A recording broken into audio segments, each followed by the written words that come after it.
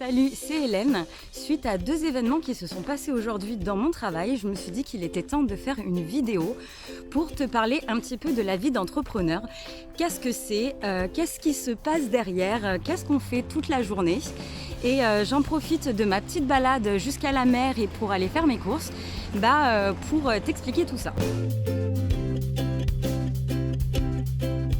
C'est la première fois que j'utilise la perche en dehors et je me dis les gens ils vont me regarder super bizarre. C'est pas le truc où je suis le plus à l'aise, j'aime bien me fondre dans la masse, mais c'est pas grave, c'est quand même plus sympa d'être en forêt que à la maison. Donc du coup je me suis dit que j'allais commencer par le début parce que finalement le Club V on vous a pas tellement expliqué comment ça a commencé et tout ce qu'il y a derrière. Alors, il faut savoir que moi, en 2018, je faisais ma dernière année de restauration. J'étais en cuisine dans un restaurant traditionnel et j'étais déjà végétarienne. Et ça devenait très très compliqué pour moi à gérer la préparation des plats. De me dire qu'en plus, à côté de ça, je faisais pas correctement mon travail puisque je ne goûtais aucun plat que j'envoyais. Je faisais tout à l'œil. Et l'ambiance au restaurant était plus que médiocre puisque on passait... le temps à m'insulter et tout ça, je ne sais pas comment j'ai fait pour tenir, mais ce qui s'en est suivi, c'est qu'évidemment, toute la période d'hiver, quand j'ai fini mon contrat, grosse déprime, grosse remise en question, à me dire mais qu'est-ce que je vais faire de ma vie, puisque je pensais avoir trouvé quelque chose qui me plaisait dans la cuisine. Et c'est à ce moment-là que j'ai rencontré Cyril, qui lui faisait des ateliers en ligne. Et qui m'avait proposé de partir en vacances chez lui, puisque moi j'étais vers Toulon et lui était à Malte à ce moment-là. Et il m'a dit passe en fait, ça te fera des vacances, ça te fera du bien et tout ça. C'est de là qu'on a décidé de se mettre ensemble pour faire des ateliers de cuisine. Par la force des choses, on s'est mis également en couple. Et je me suis dit c'est génial, je vais enfin faire les recettes qui me plaisent. Et partager comme je veux, sans personne au-dessus pour tout cadrer. Et donc du coup, ça c'était en mai-juin 2019.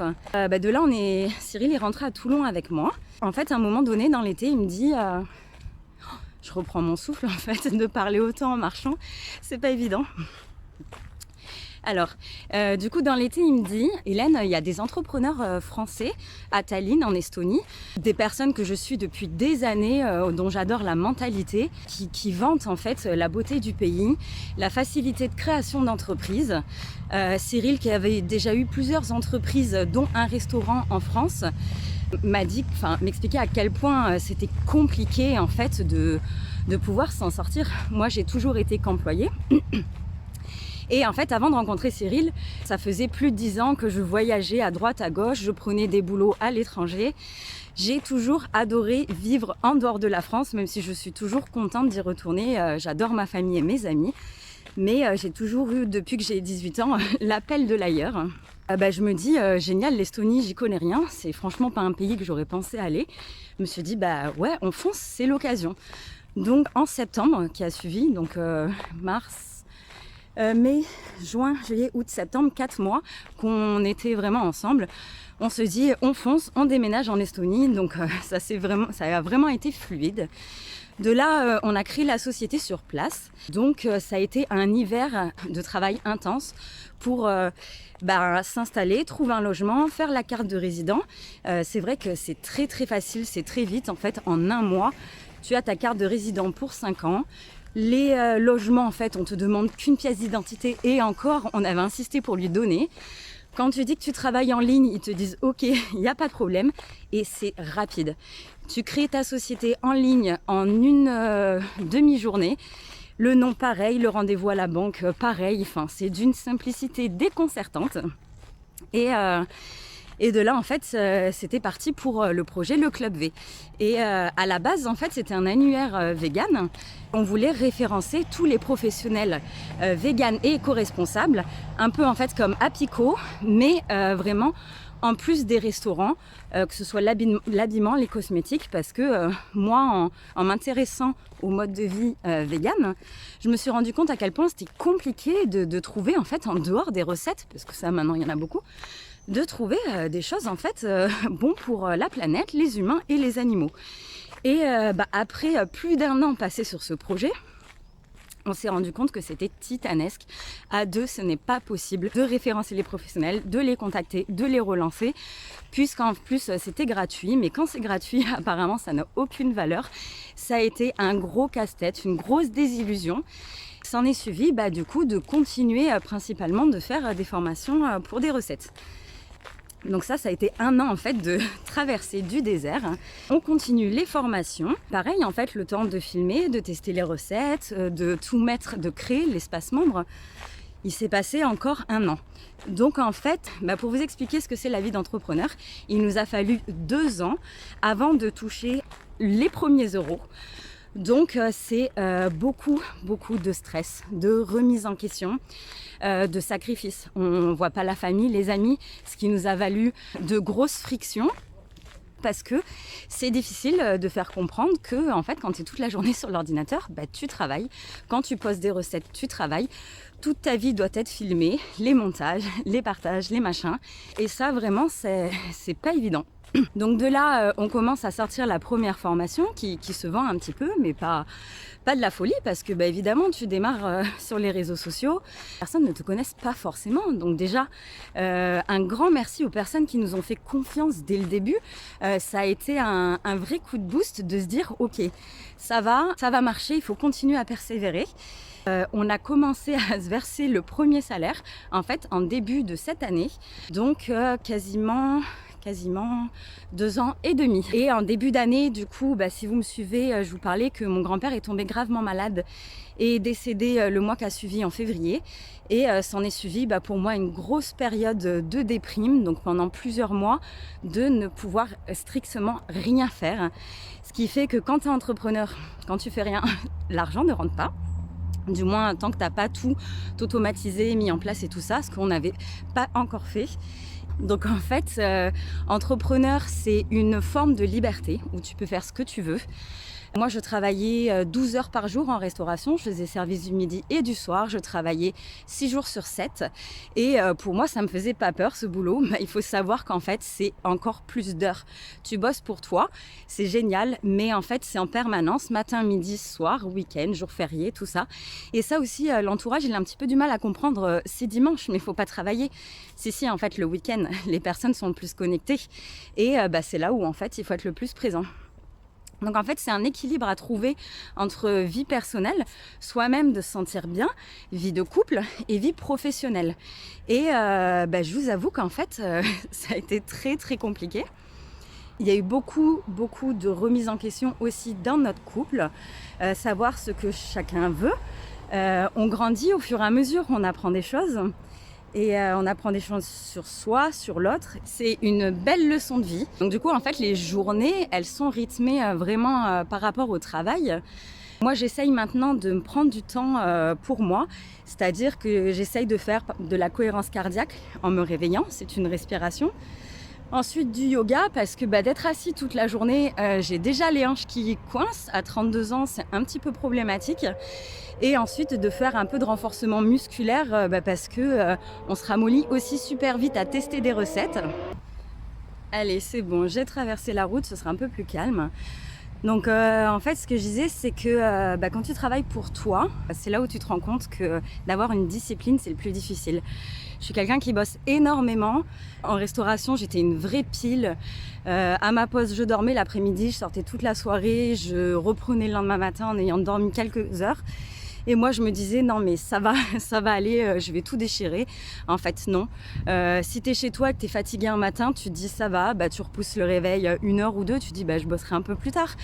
Et en fait, c'est comme ça que tu peux vite procrastiner, laisser tes émotions beaucoup te guider. Moi, c'est ce qui m'arrive.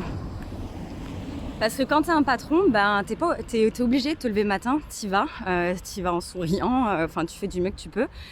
Quand tu es seul, voilà, c'est une autre maîtrise en fait. Tu apprends à te connaître et à te gérer. Je suis quelqu'un qui est profondément sensible, dont les émotions m'envahissent très rapidement, très facilement, que j'ai du mal un petit peu à canaliser. Du coup, j'apprends encore et toujours, il n'y a pas d'âge pour apprendre. Le but, c'est de commencer le matin pour un temps pour soi, parce que sinon, si tu commences cache le boulot, ce qu'on a fait pendant 2 ans à peu près, tu t'arrêtes pas en fait. Tu pars du mauvais pied, tu dis je le ferai le soir, mais en fait le soir, jusqu'à 1h du matin, tu es encore en train de gérer les mails, les commentaires et tout ça. Et de travailler en fait en ligne et sur les réseaux sociaux, t'es vraiment tenu en fait en permanence par ton téléphone, par les notifications, par les gens qui ne comprennent pas. Je vais vous donner des exemples. En fait, c'est déjà arrivé que on nous reproche en fait de ne pas avoir répondu dans les 24 heures. Et qu'on dise et qu'on avait partagé en fait une journée avec la petite nièce de Cyril et qu'on nous envoie derrière mais je vois très bien que vous êtes sur le téléphone. Et il faut savoir que moi j'ai coupé les notifications Instagram et de mail sur le téléphone, ou sinon en fait c'est en permanence, on est enchaîné à ces appareils. Et en fait toi tu veux partager un petit peu de contenu, un petit bout de ta vie, et on te reproche en fait de pas répondre en moins de 24 heures. C'est assez aliénant tout ça. On nous a aussi reproché en fait de ne pas être vraiment vegan puisqu'on vend des formations. L'argent, vous comprenez, c'est sale, c'est mal. Il faut vivre au fond d'une forêt et sucer des cailloux comme un vrai vegan. C'est très dur puisque c'est du temps en fait qu'on donne. Ce sont des formations. On va aider à la fois les animaux et les gens. Et je comprends pas pourquoi si un restaurant fait un plat vegan ou une personne vend un livre de recettes vegan, je ne suis pas sûre en fait qu'on lui dise les mêmes choses. Mais quand c'est en ligne, on doit fournir du contenu gratuit en permanence. Il faut savoir que c'est un boulot à temps plein là depuis bientôt 3 ans. On a également des factures à payer. Et moi, ce que j'ai appris dans ce milieu, c'est que en fait, l'argent, non, c'est pas sale. Avec l'argent, tu peux faire de belles choses. Nous, le projet, c'était d'aider des associations, autant animales que pour des personnes. C'est aider l'environnement. On est très impliqués dans ces choses-là. Et sans argent, tu ne peux pas faire tout ça. Tu restes au fond de tu restes chez toi et tu ne fais rien. Donc même si tu penses que l'argent il est sale, moi je préfère que tu te dises au lieu que ce soit quelqu'un qui fasse quelque chose de mal, il vaut mieux que ce soit des personnes comme ça qui sont investies et qui soutiendront en fait de beaux projets. Donc voilà. Ensuite, il y a aussi beaucoup de personnes virulentes. Enfin, je dis beaucoup, il n'y en a pas eu tant que ça en fait, mais qui nous cassent sur les similis, c'est du fromage, pas du fromage. Et en fait, moi, il y a un moment donné, je disais à Cyril, mais reprends les commentaires, je ne peux plus, ça me met dans des... Je ne comprends pas cette méchanceté gratuite. Tu n'embêtes personne, tu proposes juste des alternatives et on vient te casser en permanence. Donc maintenant, ça va mieux, au bout de 3 ans quasiment. Ce matin, je tremblais dans tous les sens et tout parce que quand on t'attaque gratuitement et que c'est au réveil et tout, tu comprends pas. J'arrive maintenant plus facilement à me calmer. J'essaye généralement d'expliquer aux gens qu'il y a des humains derrière. Ça m'arrivait en fait de répondre, j'essaye de toujours de faire en bien avec de la bienveillance. Il faut comprendre que nous aussi on a des émotions, que des fois ça peut être répondu un peu du tac au tac, mais on fait vraiment l'effort de montrer l'exemple. Et en fait on partage des choses sur les réseaux sociaux, mais généralement on partage que ce qui va bien. Et moi c'est déjà arrivé qu'on demande, mais t'es tout le temps en vacances ou quoi que ce soit, mais je vais pas te montrer en fait quand je pleure. Quand la semaine dernière, j'ai passé quasiment toute la semaine à faire des crises d'angoisse où ça va pas du tout.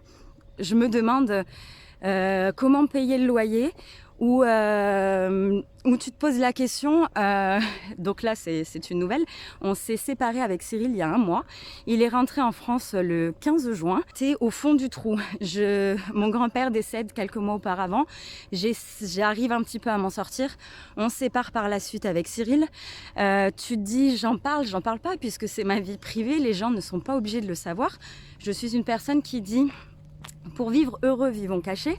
Malheureusement, avec les réseaux sociaux, tu partages ta vie. Donc du coup, y a des choses, tu es obligé de les dire à un moment puisque les personnes ne vont pas comprendre. Mais pourquoi il n'est plus là?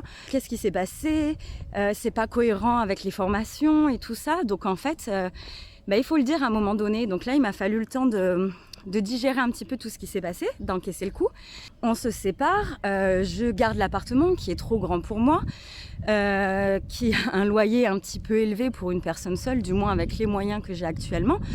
Et si je pars avant 1 an, on avait signé le contrat, en fait, elle nous demande 1 mois de loyer qui est à 700 €. Donc en fait, est-ce que ça vaut le coup de partir ou pas maintenant? C'est beaucoup de questions. En même temps, je suis bien dans cet appartement. Là, je suis en train de vous raconter ma vie. Mais en fait, c'est pour vous montrer qu'on a tous des problèmes et de se dire, ok, j'ai besoin de sortir, de m'amuser, de voir des gens. En même temps, si je travaille pas, j'ai pas d'argent. Comment je vais faire pour payer tout ça et tout?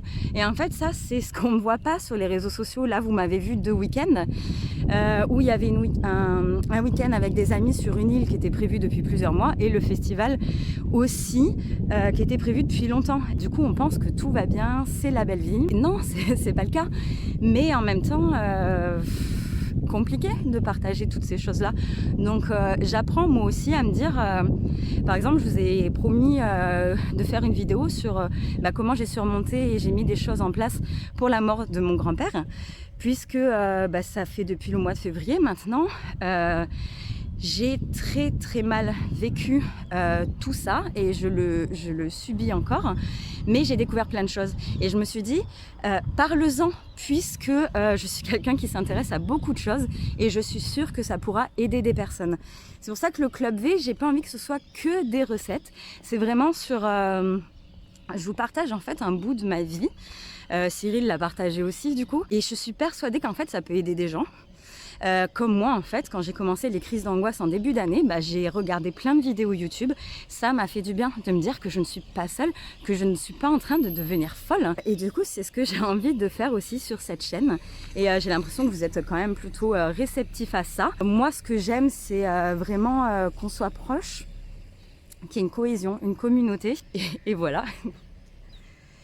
Du coup, j'ai plein d'émotions de parler de ma famille, de ma séparation. Encore une fois, c'est pas pour l'étaler, c'est vraiment pour comprendre que y a des êtres humains en fait derrière ces vidéos. On a tellement l'habitude d'être assaillis de contenu. Il faut faire toujours plus vite. C'est une pression énorme en fait. Si tu veux te faire connaître, il faut publier tous les jours. Il faut faire des stories, des posts Insta, Facebook, des réels, des IGTV, des vidéos YouTube. Et derrière, il faut que tu crées des formations pour te faire connaître. Il faut payer de la pub maintenant, puisque en fait, si tu veux être connu, Facebook te met plus en avant si tu ne payes pas. Et il y a tous les problèmes techniques. Par exemple, là, j'ai passé 3 semaines à régler un problème minime sur la plateforme de formation. Ça, c'est des choses qu'on ne voit pas. 3 semaines à m'arracher les cheveux et tous les autres trucs techniques, en fait, c'est au quotidien. Tu peux pas, en fait, c'est pas comme si tu finissais le boulot, tu badges ou tu pars et tout, et tu reprends le lundi, t'es tranquille.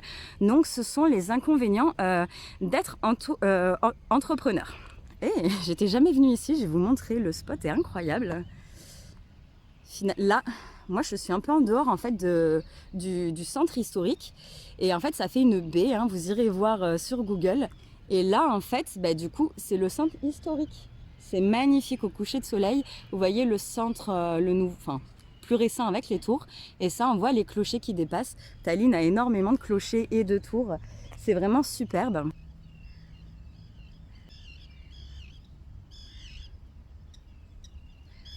Voilà, je vous partage un petit bout de ma ville d'adoption. Je pense une dernière chose qui est super importante.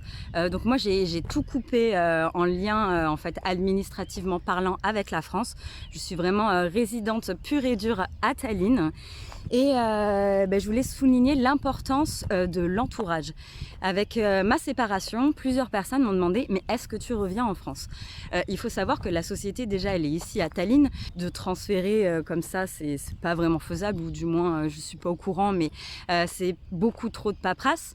Moi j'ai fait ma vie maintenant ici et comme je vous disais, depuis que j'ai 18 ans, je suis toujours à l'étranger. J'aime découvrir d'autres cultures, d'autres nationalités, j'adore parler anglais. Et non, pour moi en fait je me voyais pas rentrer en France. Et aussi parce que, je sais pas si tu as déjà entendu, tu es la moyenne des 5 personnes que tu fréquentes. En fait, tu vois les 5 personnes que tu fréquentes le plus autour de toi, et en fait, c'est cette dynamique que ça va apporter dans ta vie. Et moi, ici à Tallinn, il y a énormément d'entrepreneurs. Sans que tu ne l'as pas été, et tu peux pas comprendre ce que c'est vraiment au quotidien. Par exemple, moi, avant, quand je voyais des personnes sur les réseaux sociaux et tout ça, je jugeais en me disant, non mais ça va, c'est facile. Non, c'est pas que ce qu'on voit. Du coup, ce que je vous disais, bah là j'ai la chance de pouvoir parler et poser mes questions, mes problèmes à des personnes en fait qui font le même travail que moi, du moins en ligne, hein, qui ne sont pas sur le même projet de formation de cuisine en ligne, mais qui ont du vécu depuis plusieurs années et qui du coup peuvent me partager leurs conseils. Et ça, c'est une mine d'or. Ça me fait grandir, évoluer. Ça n'a pas de prix. Et malheureusement, la plupart des personnes que je connais sont employées comme je l'ai été. Et ce n'est pas du tout un jugement ou une critique.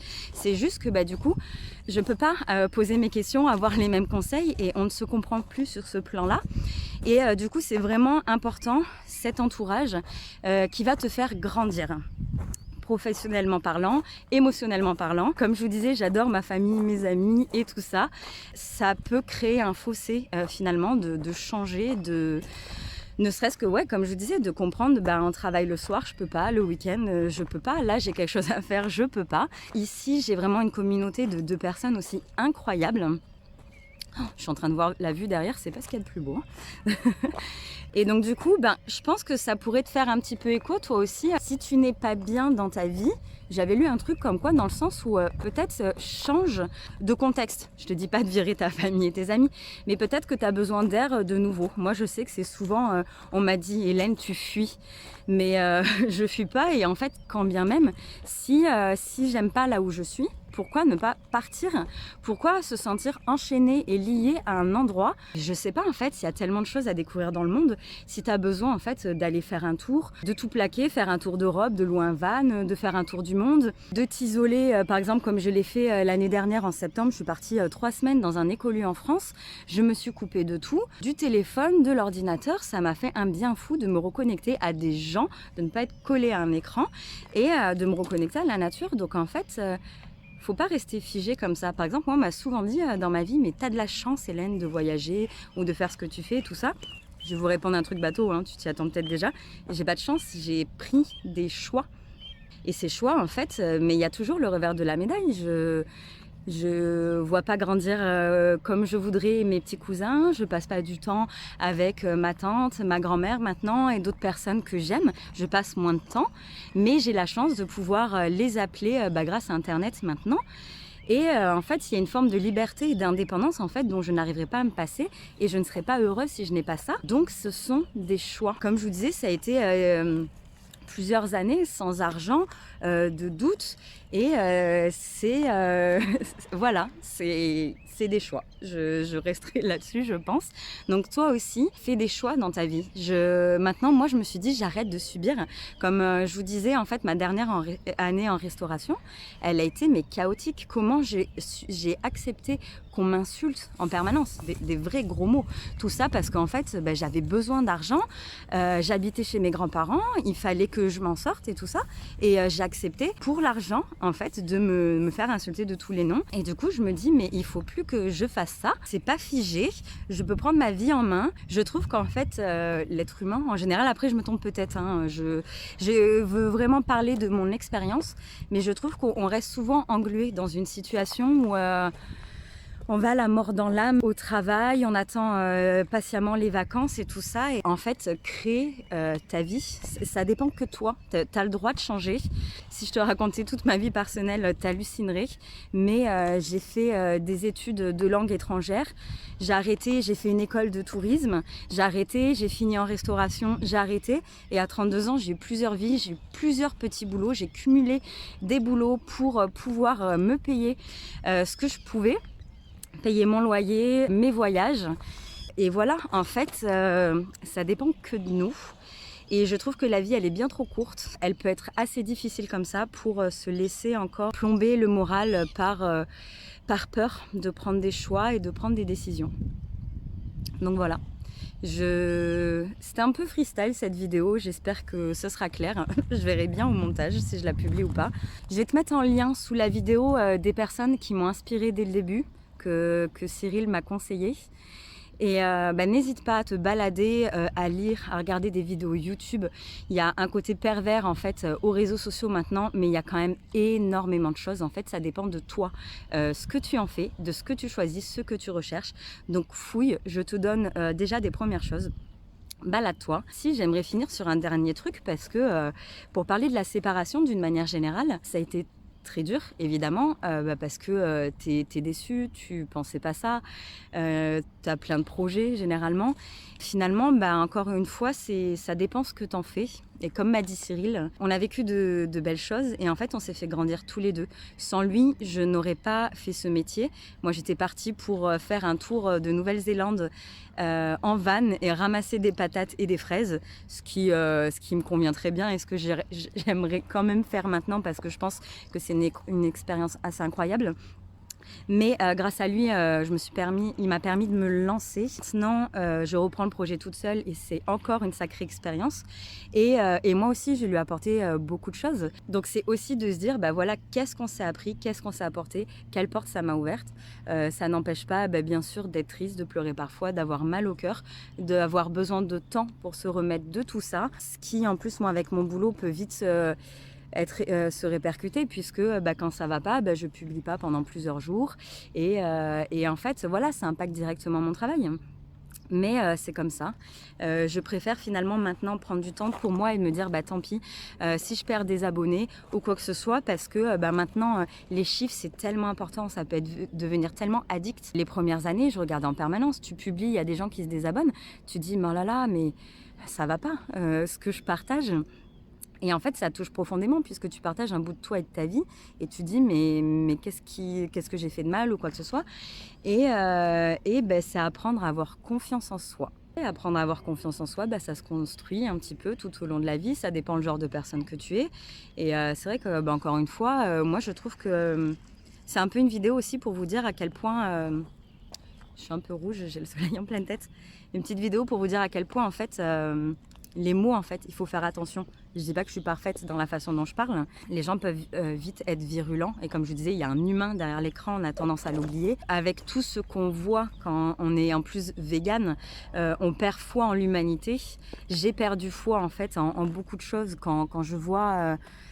tout en fait, que ce soit par rapport aux humains, aux animaux, tout ce qui se passe, c'est dur.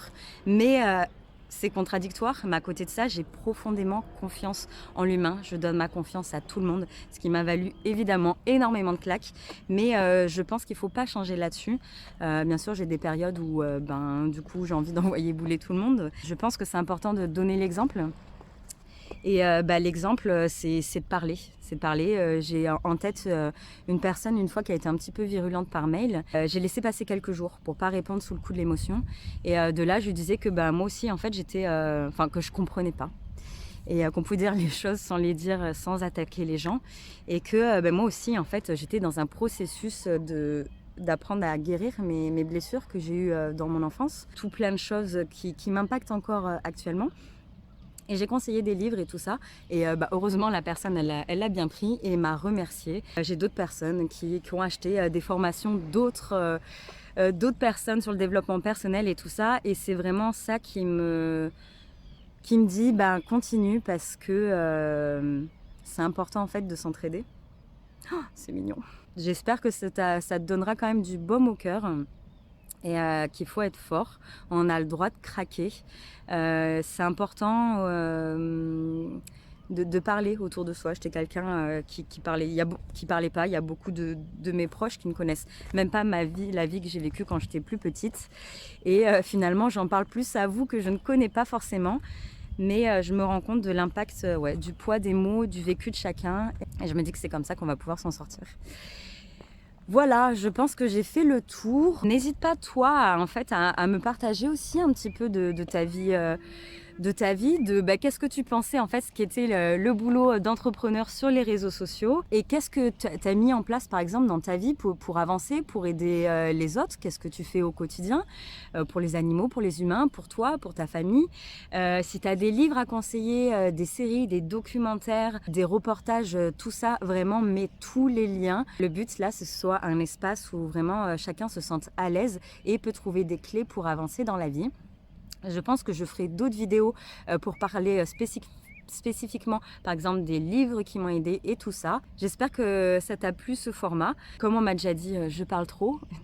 Bah, c'est pas grave en fait. C'est moi, c'est comme ça. Et puis, en tout cas, j'ai parlé de quelques points négatifs, mais à 80, je sais pas, 19%, j'ai que du soutien, de l'amour et de la bienveillance. Grâce aux réseaux sociaux, je me suis fait beaucoup d'amis, des gens que j'ai rencontrés, des gens que je n'ai pas rencontrés mais que j'appelle au téléphone.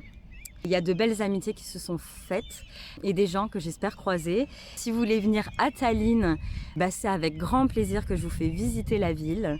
Voilà, merci du fond du cœur d'être là, de me soutenir, de vous soutenir, d'aller vers quelque chose pour un monde meilleur. Et vous pouvez vous féliciter vous aussi. Et puis bah, je vous embrasse et à la prochaine vidéo. Ciao!